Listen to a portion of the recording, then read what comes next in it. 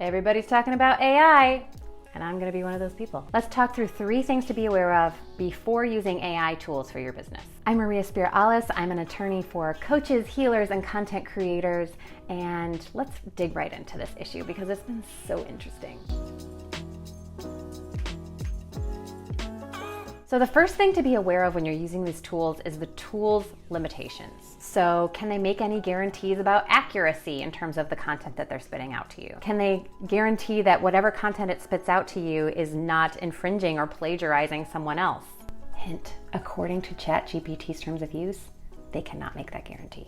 The next thing to be aware of if you're using AI tools in your business is that copyright issues are a little bit sticky. And by sticky, I mean copyright protection currently does not apply to AI generated works. That means you can put in the most detailed, specific prompt you want.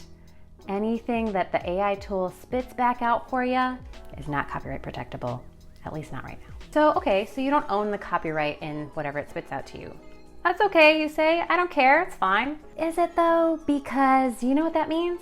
That means that if someone else takes that content, copies and pastes it from your website, let's say, and pastes it into their website, there's nothing you can do about it because you don't own the copyright to it. It's not copyright protected. So maybe it's worth it to you, maybe it's not, but definitely worth knowing the copyright rules around AI tools. And then the last thing to know before using AI tools in your business is knowing how they're going to use your content. These AI machines learn from questions and input and interaction.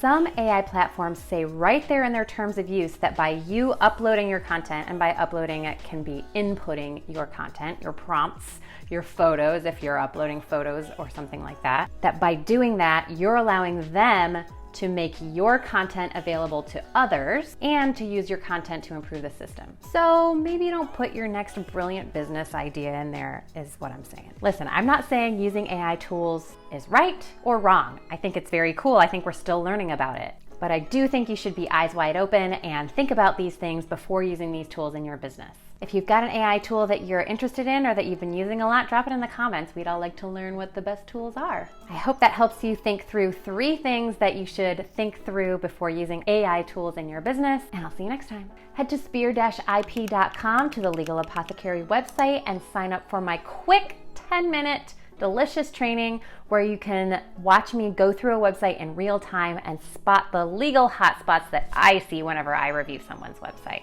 You can follow along with your own website. Again, that's spear-ip.com.